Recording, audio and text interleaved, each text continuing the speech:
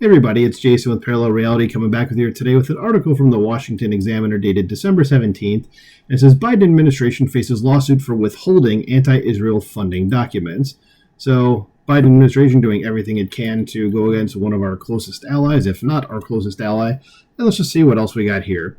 It says a national security-focused watchdog group is suing the Biden administration's top foreign aid agency for allegedly withholding documents on its funding of anti-Israel groups overseas, according to a complaint. The complaint, filed on Tuesday in federal court by the Washington, D.C.-based Center to Advance Security in America, accuses the U.S. Agency for International Development of stonewalling the watchdog's July request for records on USAID's grants and contracts to foreign groups behind anti-Israel boycott campaigns. As that funding was first reported by the Washington Examiner in July as part of an investigation into taxpayer-backed awards dating back to 2008. Says extreme anti-Israel non-governmental organizations are receiving millions of dollars from federal agencies like USAID without a proper transparency and oversight, said James Fitzpatrick, CASA's or CASA's director. And for people that don't know, look up USAID and see what they actually do. This is not a conspiracy theory to say it, but they are a CIA front. No joke, but go look them up. Go look up what Mike Benn specifically has said about them, because that dude knows. It says CASA brings this lawsuit after USAID has stalled in providing records and communications that may shed light on why these extreme NGOs were chosen to receive large sums of taxpayer dollars and the officials at the agency who were involved in the selection process, Fitzpatrick, a U.S. Army veteran, added.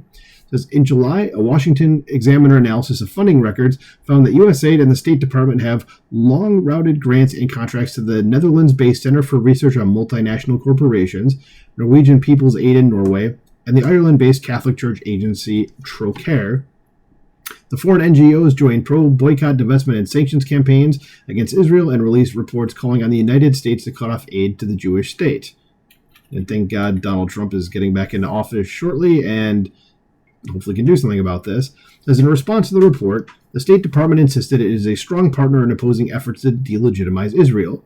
Senators Marsha Blackburn, Republican of Tennessee, and Joni Ernst, Republican of Iowa, criticized the anti-Israel funding, with Ernst saying USAID and the State Department are undermining our ally and our own national security. Correct. Says CASA, which is a nonpartisan and aims to help the public become better informed about what their government is doing to protect their safety and security in a dangerous world, filed a Freedom of Information Act request in late July for records based on the Washington Examiner's report. It says recent reports suggest that these organizations have received significant funding, which could conflict with official U.S. foreign policy, the FOIA read. Clarifying these transactions is essential to maintaining transparency and reinforcing international diplomatic commitments. It says the FOIA asked for communications between USAID Administrator Samantha Power, who's a piece of work in her own, says, and other USAID officials concerning the anti-Israel NGOs dating back to October 7th of 2023. Did I just say 2023? I said it like 5 times. But there you go. From October 7th of last year, the day Hamas terrorists launched their deadly attack on Israel and killed 1,200 people. Moreover, the watchdog group requested calendar records for the USAID officials, documents show. However, months later, and as the Biden administration winds down, USAID has not provided CASA with any documents, in connection to its request, CASA said in its December 17th complaint. And I'm not surprised. CIA group, remember, says USAID has not produced responsive documents to CASA, has not communicated to CASA the scope of the documents it needs, or it intends, I could read, to produce or withhold, along with the reasons for any such withholding, and has not informed CASA of its ability to appeal any adverse portion of its determination, CASA said. As given these facts, the watchdog added, USAID has not met its statutory obligations to provide the requested records, and it appears USAID does not intend to meet them absent litigation.